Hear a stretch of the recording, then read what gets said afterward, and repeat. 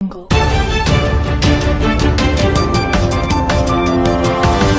Audio Jungle.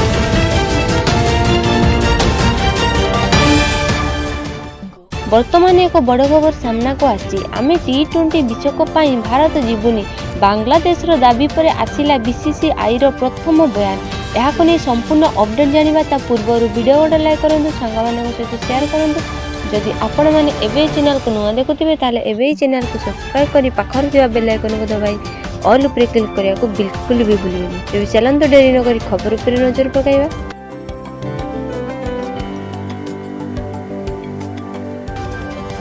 आगामी टी20 विश्वकप आयोजन को नहीं भारत एवं बांग्लादेश मध्य कूटनैतिक उत्तेजना एवं क्रिकेट क्षेत्र को व्यापी।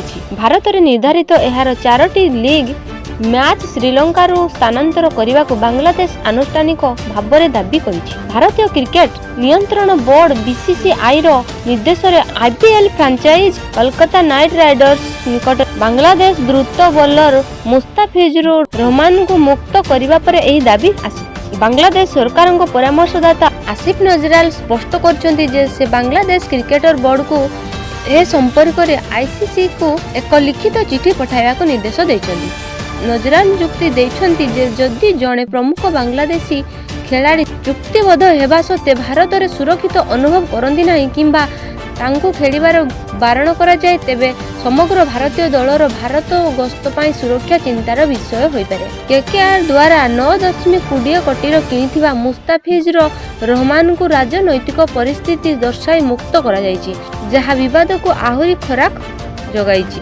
4टी गुरुत्वपूर्ण लीग मैच भारतर 2टी प्रमुख सहर में खेला जिबाकु स्थिर होइछि। कार्यसूची अनुसार बांग्लादेश फेब्रुआरी 7 रे वेस्ट इंडीज फेब्रुआरी 9 रे इटाली एवं फेब्रुआरी 14 रे इंग्लैंड विपक्ष में कोलकाता रे प्रथम 3टी मैच खेलिबो। एहा पर फेब्रुआरी 17 रे नेपाल विपक्ष में सेमानंकर शेष लीग मैच मुंबई रे अनुष्ठित हेबार कार्यक्रम रहिछि।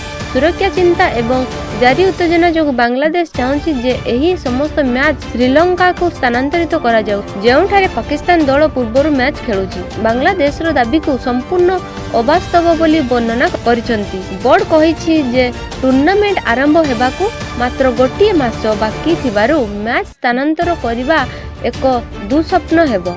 बीसीसीआई अनुसार केवल स्थान परिवर्तन करिबा चैलेंजिंग नुहे बरं एते कम समय मध्य प्रतिपक्ष दलरू यात्रा होटेल बुकिंग प्रसारण क्रू परिचालना एवं सुरक्षा व्यवस्थार पुनर्गठन करने प्राय असंभव। बोर्ड सृष्टि करिछि जे गोटिए देशर इच्छा उपरे आधार करी संपूर्ण टूर्नामेंट गठन परिवर्तन करा जाई परिबो नाही। जदि आपण माने एई बडी लेटेस्ट ब्रेकिंग न्यूज देखिबा को चाहंतिबे ताले आम चैनल सहित जोड़ी होई रहंतु। चैनल को सब्सक्राइब करी पाखर थिबा बेल आइकन को दबाई ऑल ऊपर क्लिक करबा को बिल्कुल भी भूलिबेनी। बीरो रिपोर्ट ओडिशा टीवी।